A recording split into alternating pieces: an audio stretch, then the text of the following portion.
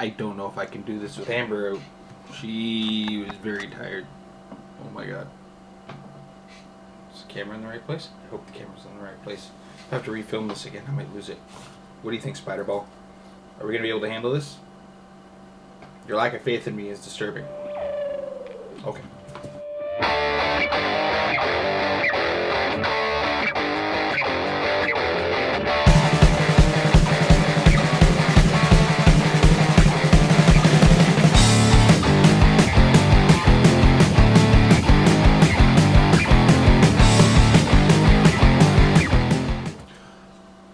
Prob That Thought, episode 3. Not much to talk about this week. It's very heavy on the previews recently. We haven't heard much from the watch list, so we don't have that to talk about. Although, with my luck, I will hear about it tomorrow. But we do have to... We'll go over some of the previews. I hope I haven't been missing too many previews in the show, but... I know we haven't been talking much about non-comic characters, but we're going to address that a little later, too. So let's get into it, I guess, eh? Mandarin rings are all up. They've been... I'm not sure if this is a leak or if this is the information, everything like that. Is it a leak? Don't shrug at me with your lack of... You got no arms. How can you... Spidey?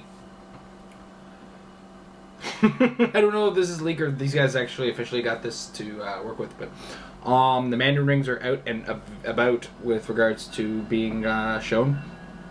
They are very potent. Every single ring has a neat ability. Now, all I've seen with regards to the rings is that the Mandarin's allowed to use them.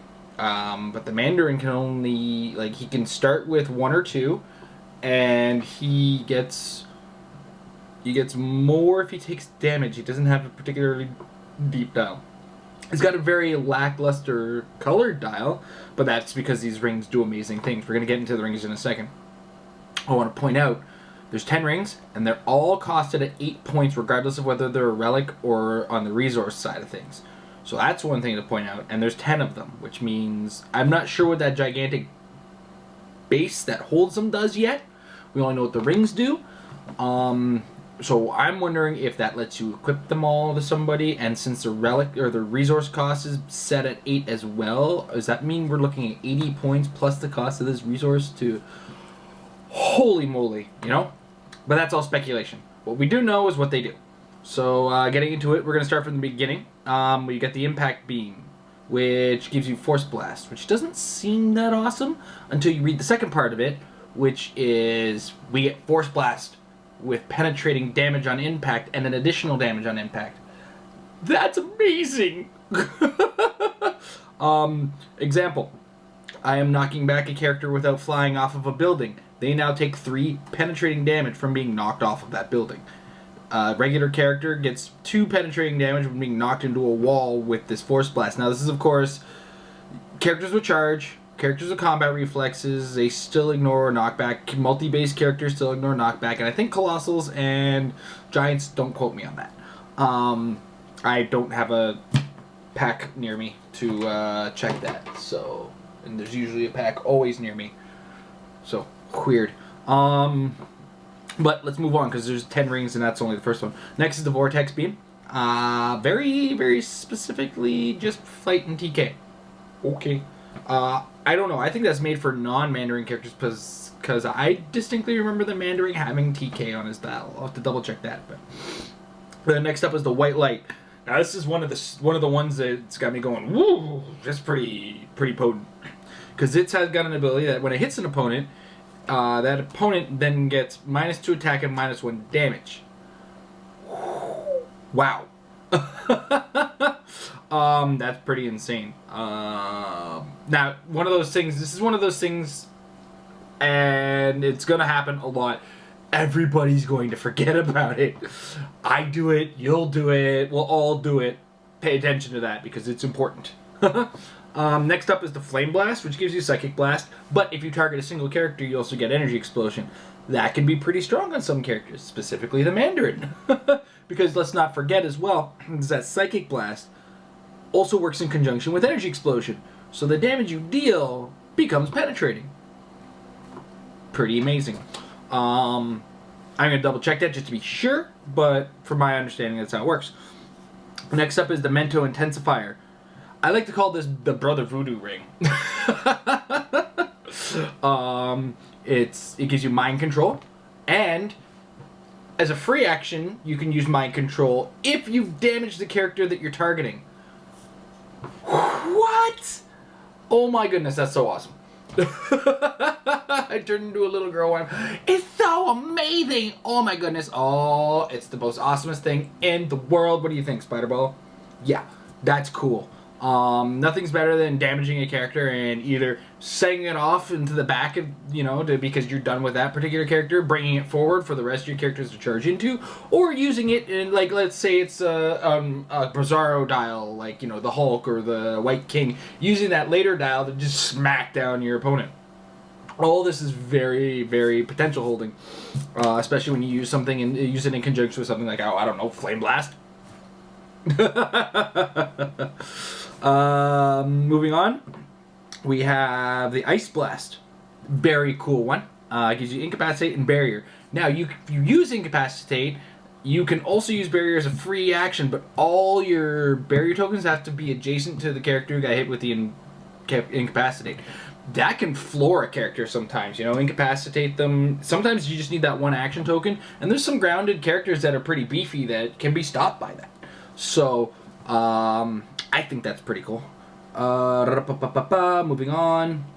The Matter Rearranger. This is cute. If you have no action tokens, you can target a hindering terrain marker, or a square of hindering terrain, a square of water terrain, or a square of blocking terrain, and turn it into either a square of hindering terrain, a square of blocking terrain, or a square of water terrain.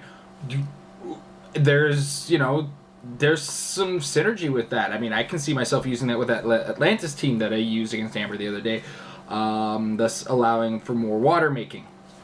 I mean, there's potential in that to be seen. Moving forward, the Blacklight. You get free action smoke with a whole bunch of, you get the normal effects of Smoke Cloud, plus any characters occupying it get, I think it's -2 movement or something. I honestly didn't read too much into that, to be 100% honest, and I probably should have read that a little better. But that's also very cool. Free action Smoke Cloud's pretty cool anyway. I mean, using Smoke Cloud for free makes Smoke Cloud so much more useful.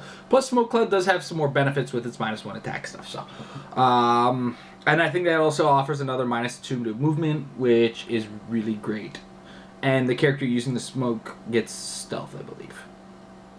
Carrying on, we have the Electro Blast, which gives you, if you're making a ranged combat attack, +1 damage, +1 range, and an additional target for your ranged attacks. That's very basic and very awesome. if you're planning on just using the character to make range attacks, do it, right? And then the coup de grace, but I want to point out all these other ones are marked as S001 through 9. The last one I'm about to mention, the Disintegration Beam, is marked as S0101. That's the prize, I'm pretty sure, the prize ring that's going to be in the OP kit. This is the one that people are going to fight over. People are going to bring cheese, which means you're going to see Infinity Gauntlets, Bat Belts. You're going to see gross stuff to fight for this. And what's ironic about it, I might add, is the way this integration beam works is if you roll a 10 or higher when you hit a character, if they have an object, a resource, or a relic, now there's a lot of potential in that too.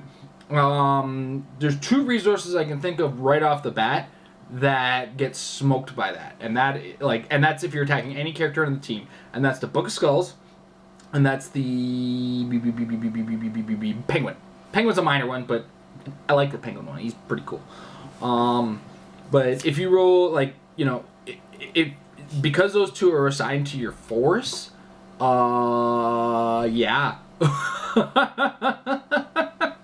Peace out, right? And in addition, it's nice to have a little target, a little something that blows up the Bat Belt and blows up the Infinity Gauntlet. It's probably worth pointing out that it takes fire to fight a fire. You got a resource that kills resources. And there's another addendum on that card as well. I mean, this makes this even more potent. if you target somebody that's 150 points or less, if they have impervious, invulnerable, or invincible, they only get to use toughness. That's huge. Especially in like the 300 point metagame where everything is generally 150 or less unless you're going all out in a tent pole. So the Mandarin rings look awesome. They're very, very in theme of the rings. They're very, very powerful in theme of the game. And they just overall have some really neat effects that I can see really changing the way the game works. I mean, you come in with the resource, or you come in with the Mandarin's ring sometimes. I got no problem with the resource, to be brutally honest. As I've said with the what if issue, I'm a big fan of, what if Mole Man got his hands on the Mandarin's ring, or Dr. Doom got his hands on the Mandarin's ring. I mean, this is like we're talking about the guy who stole the power cosmic. It could happen. I like all those what if ideas. I do want to point out that somebody was, we'll call it keeping me honest, pointed out that I had some beefs with the X-Men Avengers idea of turning it sealed. That kind of counteracted my whole what if theme, and I think I was misunderstood on that one. I believe in the keeping constructed and keeping sealed separate. Sealed is just, it's a completely competitive balancing act for everybody going into the tournament.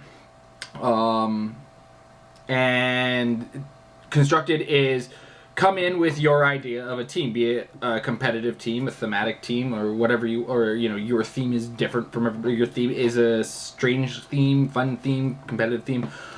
I don't like trying to mix the two. In addition to which, I understand what they were trying to do with the Avengers versus X-Men teams. Personally, I wasn't going to be the guy that built, I know I'm siding with Avengers, Amber's siding with X-Men. I wasn't going to be the guy that brings an all Avengers Scarlet Witch team. I was going to bring a mystical team with Scarlet Witch, or a soldier team with Captain America, that's what I was going to do. But by forcing the sealed, I run the issue of possibly not being able to do that, and I don't want to not do that. I want to, if I'm bringing stuff in, I want to do what I want to do with that stuff. I don't want to have the accident of opening up a pack, screwing that up. And on the flip side, if I'm going into a sealed event, I know what I'm getting in the pack is going to be what I get and what I have to work with. I know the limitation going in. This sealed constructed thing, it makes me uncomfortable. I don't like that idea of what I bring could get completely messed up by what I pull. I'd rather just have completely what I pull be what I can use, or what I bring is what I can use. But again, I'm just a little voice with a Jane hat. Let's carry on with the rest of the previews, shall we? We're going into figure previews now. I didn't get a chance last week to talk about That Said. I thought it was neat. There's not much to say about it. He's got improved target and ignore characters. He's got some neat regeneration stuff. All in all, I don't think he's going to break the game, but I know I'm going to have fun playing with him because I voted for him. I don't know about you guys, but I voted for That Said. I know Amber voted for Blink in the next vote, and I voted for Blink too. But I voted for Deathhead on that vote. I also voted for the Big Barda on the previous vote. So far, my guesses have been going. Guardian. It's going to be nice to see a little Canadian flavor in our game again. The Alpha Flight's back. It's good to see more than just Wolverine is being represented by Canada. But what we saw was a gravity feed Guardian. And it's Guardian. What can you say? Hypersonic, some range, some damage, some... He's Guardian. You're not getting to expect much. We also saw 2 more figures from the Arkham Origins set. We saw Copperhead and Firefly. I like Copperhead's ability that attaches to her poison. So she's got poison, and then as well you can give her a power action to give an opposing character a penetrating damage, which means, even if your poison didn't go off, you can do this non-roll penetrating damage. I like the idea. I'm not very, despite what you see in the videos, in my competitive play, my my dice rolls are not friendly. Suffice to say, I've I'm quite happy with the idea of not having to roll for my damage. In addition to which, that also, I think it offered a -1 target to the opponent. Like, you put a token on that character, a poison token, then at the beginning of your next turn, they take a damage for that poison token. Cool, cool, cool, right? So, I can definitely see that being neat. It might not work. It might not be that great. I mean, Copperhead gets in there and she's pretty awesome, but we'll see. Firefly was also played. Very cool character. He's got improved targeting that ignores hindering. Very awesome. So he's not too worried about stealthy characters. In addition to which, he's got this ability, another thing that puts a token on a character and deals damage if they still have the token, etc., etc. Overall, I'm actually kind of excited about the Arkham Origins set. It's looking pretty neat and pretty exciting. Moving along, that's all we have left for the previews, it seems. That's all the news, it seems, from Heroclix end of things. WizKid's a little quiet about the watch list. So, a plan we have on the channel is we are going to be using our non-comic clicks. We do, at times, collect the stuff that isn't necessarily comic books. I'm a big Gears of War fan and Halo fan, so I happened to grab the Halo and Gears of War figs from my buddies when we were getting back into the game. As well, we also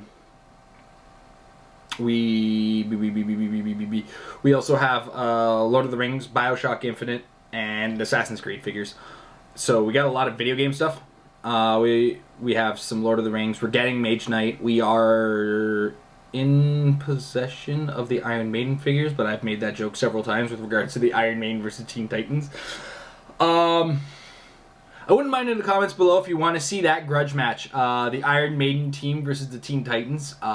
It was a game that we played, and I just wanted to play the Iron Maiden, and Amber played the Teen Titans, and I looked at it and said I shouldn't win this, and I did. I don't know how I did, but I did. So we're going to go into it again probably if you guys are fans of that idea, but that's not going to be anytime soon. That's going to be one of our personal grudge matches. We're probably going to be adding more videos throughout the week, to be brutally honest. And when I talk about non-comic clicks, they are not going to be your Sunday games. Your Sunday games are still going to be your comic clicks, generally modern, Golden Age. I think we've been playing Golden Age for the most part. So, but we are going to be playing other types of clicks throughout the week. So that's a bonus for you guys. You get to see another video throughout the week.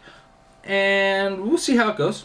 Definitely going to be having a fantasy day once Mage Knight comes out and we get a larger collection of Lord of the Rings. We are going to be playing those two worlds together because fantasy. If you guys have some kind of moral issue with it, that's all I got to say to you. We're just going to be playing it. So that adds an extra game to your week. We have some video game. We're going to be playing a video game day, so we're probably looking at Fantasy Fridays. So every Friday we're going to try to play out some fantasy games with Lord of the Rings and Mage Knight once Mage Knight's out. This is not going to be this week. It's probably going to be 3 weeks until we start that. Video game day, on the other hand, we're probably looking at Tuesday, because that'll give us Sunday, Tuesday, Thursday, and then Friday for doing all our stuff. So, yeah, we're going to be doing video game Tuesdays, so video game clicks, so Halo will be fighting amongst the Gears of War, amongst the BioShock figures, so stay tuned for that. And we also have the Pacific Rim stuff and Iron Maiden stuff to jump in there as well. So some of those games might be larger in size with regards to points, so that will probably be a little bit of an editing chop job to keep those short, or we might do multi-parters for those if they get big, especially with things like the Pacific Rim. We'll let you know ahead of time if they're going to be a two-parter, and we'll generally keep you guys informed from here on our Facebook and through our Twitter. So we have the links down there in the description. Feel free to get your asses on our Facebook, because Facebook, and start following us on our Twitter too. And last week we had a contest. It was a little, the prize this week's a little small. It's a mention. I know not a lot of people got into it. We had actually 2 entries. One of them was unfortunately not following 100% of the idea of the team. He is worth mentioning that he had the Ultron, which was good, but other figures that weren't quite following the idea. The idea was the figure factory. Every figure in your team creates a figure. All he had on the team was Ultron. I like the team, don't get me wrong. I might try it sometime, but I also didn't have the Ultron. I'm trying to get my hands on that. And that's the Ultron from the Gravity feed of Chaos Wars. And in addition to that, having that Ultron doesn't mean I have the Ultron drones or the Iron Man drones either. So, but our winner, I see him regularly in the comments section of our videos. His name is, I'm hoping I'm pronouncing this right, so I apologize. Nakia Toli. His team, very simple, 300 points. It was surprise because I'm going to play it this weekend against Amber, and we're going to be playing a 300-point game this weekend, so you get that as a heads up. And I'm going to be playing the Figure Factory, and Amber's going to be playing something else. That's all we got for now. We hope to hear from you in the comments section. Any ideas you want us to talk about? Any particular grudge matches you guys suggest? We are a big fan of the grudge matches. There are personal versions of epic rap battles of history. I swear we are going to get that comic accurate Brotherhood versus X-Men going sometime. Our grudge matches are cursed. Our Wolverine versus Hulk ones perpetually get lost in film issues. Our first X-Men versus Brotherhood was not exactly the most thematic, and I've already discussed that. Our second one, Amber got a little tipsy, and I tried to make a blooper reel of that video, but that would have been nice. It wasn't funny. Let's just say that. It was not funny. But this weekend we're going to be playing 300 points. We do plan on our Tuesday video game night of the video game Heroclix. And then Fantasy Fridays are coming once we have a significant amount of Lord of the Rings and Mage Knight. That's all for Prob That Thought this week. Next week we'll probably be trying to run another build contest for myself. It may fall under the video games this time, and we'll see where we go from there. All right, peace out, folks.